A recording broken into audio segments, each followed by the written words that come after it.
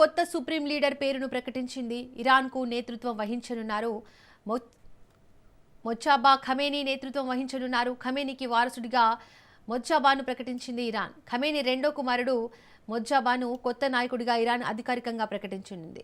త్వరలో leadership assembly ప్రతినిధులు సమావేశం కానున్నారు. ఇరాన్ రాజ్యాంగం ప్రకారం అసెంబ్లీ ప్రక్రియ చేపట్టనుంది.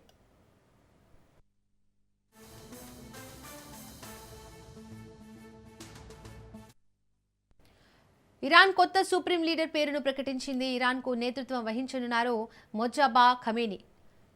ఖమేనీని వారసుడిగా మొజ్తబాను ప్రకటించింది ఇరాన్. ఇక దీనికి సంబంధించి మరింత సమాచారాన్ని మా బ్యూరో చీఫ్ రాజ్రెడ్డి అందిస్తారు. రాజ్రెడ్డి,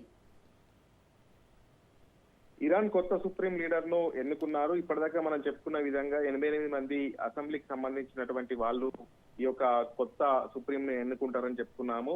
అదే విధంగా మనం అనుకున్న విధంగానే ఖమేనీ రెండో కుమారును మొజ్తబా ఖమేనీని కొత్త సుప్రీం గా ఎన్నుకున్నారు. ఇప్పుడు ఈ కొత్త సుప్రీం గా మొజ్తబా ఖమేనీ కావడంతో ఇప్పుడు అక్కడ ఎలాంటి నిర్ణయాలు తీసుకోబోతున్నారనేది కూడా మనకు అర్థమవుతుంది. ఇప్పటికే ఈ ఇరాన్ ఒక రకమైనటువంటి స్పష్టత అయితే ఇచ్చింది. ఇక మేము ఖచ్చితంగా అమెరికా పైన ఇజ్రాయెల్ పైన కూడా దాడులు చేస్తాము, యుద్ధం ఆపే ప్రసక్తే లేదు అనేది కూడా స్పష్టం చేసింది. కాబట్టి ఈ యొక్క నేపథ్యంలో ఇక అమెరికా పైన అదే విధంగా ఇజ్రాయెల్ పైన విరుచుకపడే అవకాశాలు అయితే స్పష్టంగా కనబడుతున్నాయి. ఈ యొక్క నేపథ్యంలో ఇప్పుడు ఇక నిర్ణయం తీసుకునేది పూర్తి స్వేచ్ఛ అంతా కూడా ఖమేనీ కుమారుడు రెండో కుమారుడికే ఇప్పుడు కొత్త సుప్రీం గా ఎంపికయ్యాడు. కాబట్టి అతని పైనే గురుతర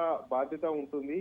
ఇదంతా కూడా అతనికి ఇప్పుడు అతను వెరీ టఫ్ గా వెళ్ళిపోతాడు. ఎందుకంటే అతని తండ్రే సుప్రీము, అతని తండ్రినే హతమర్చాడు. కాబట్టి ఇప్పుడు ఖచ్చితంగా రివెంజ్ తీసుకునే అవకాశాలు అయితే ఖచ్చితంగా కనబడుతూ ఉన్నాయి. ఈ యొక్క నేపథ్యంలో ఇప్పటికే ఇరాన్ అయితే ఒక స్పష్టత అయితే ఇచ్చింది. ఖచ్చితంగా అమెరికా పైన అదే విధంగా ఇజ్రాయెల్ పైన కూడా దాడులు చేస్తాము.